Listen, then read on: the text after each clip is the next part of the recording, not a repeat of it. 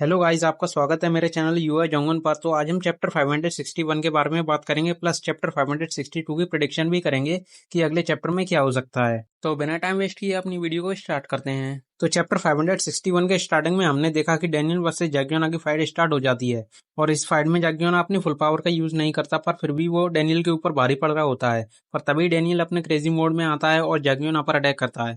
पर जाग्योना को इससे कोई ज्यादा फर्क नहीं पड़ता और वो डैनियल के ऊपर अपनी यूनिक स्किल से अटैक करता है, जो कि जाग्योना ने भूषण के नंबर 2 और नंबर 3 के खिलाफ में यूज की थी, जिससे डैनियल को डैमेज पहुंचता है। और इस डैमेज के बाद भी डैनियल फाइट करने के लिए तैयार होता है। पर तभी जाग्योना डैनियल से सॉरी बोलता है और वो कहता है कि मैंने जेम्स ली को कॉल नहीं किया था। और इस जगह पर पीडीजे वाले हमारा काफी गंदा काट देते हैं और जागियोना वर्सेस डैनियल की फाइट यहाँ पर ही स्टॉप हो जाती है। जिसके बाद जागियोना डैनियल से कहता है कि मुझे तुम्हारे साथ अलायंस बनानी है, प्लीज से इस इंचियोन को बचा लो, आई मीन स्पीड को बचा लो। जिसके बाद जागियोना डैनियल को एक पब्लिक प्लेस पर ले जाता है और वहां पर इंचियोन के कुछ लोग आते हैं और वो स्पीड गैंग के काफी थैंकफुल होते हैं और वो इंचियोन के किंग की काफी तारीफ भी करते हैं और वो कहते हैं जागियोना ही इस इंचियोन का रियल किंग है।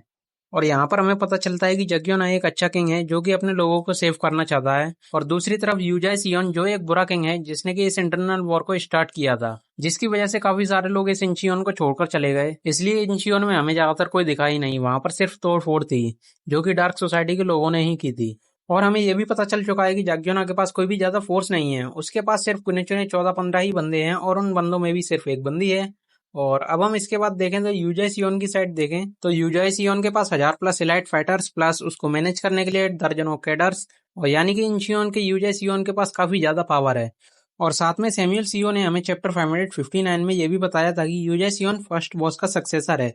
इसका मतलब है कि इंचियोन का सेकंड बॉस भी है। और अभी हमें यह भी नहीं पता कि सेकंड बॉस कौन है और वो अभी जिंदा भी है या नहीं। अगर मैं अपना ओपिनियन दूं तो मुझे लगता है कि सेकंड बॉस हो सकता है कि जाग्योना का टीचर हो, और अभी हमें ये भी नहीं पता कि जाग्योना का कोई टीचर है या नहीं, तो इसलिए हम उसको टीचर ना कहकर कह सकते हैं कि वो एक ऐसा पर्सन है जिसने जाग्योना को गाइड किया हो। वैसे अभी हमें सेकंड बॉस के बारे में पता नहीं है वो है भी या फिर नहीं, तो अगर आपका कोई ओपिनियन है तो आप कमेंट सेक्शन में दे सकते हैं। तो अब हम चैप्टर 559 के एंड पर आते हैं, जहां पर जेक एंड डैनियल दोनों एक दूसरे के आमने सामने होते हैं। और अब हमें आने वाले चैप्टर में पता चलेगा कि डैनियल और जेक क्या डिसीजन लेते हैं, क्योंकि पीटीजे ने इस चैप्टर को बहुत ही तगड़े सस्पेंस के साथ खत्म किया। और ये सस्पेंस ऐसा है कि डैनियल ने जाग्योना की साइड ली है एंड प्लस जेक ने यूजासियोन की।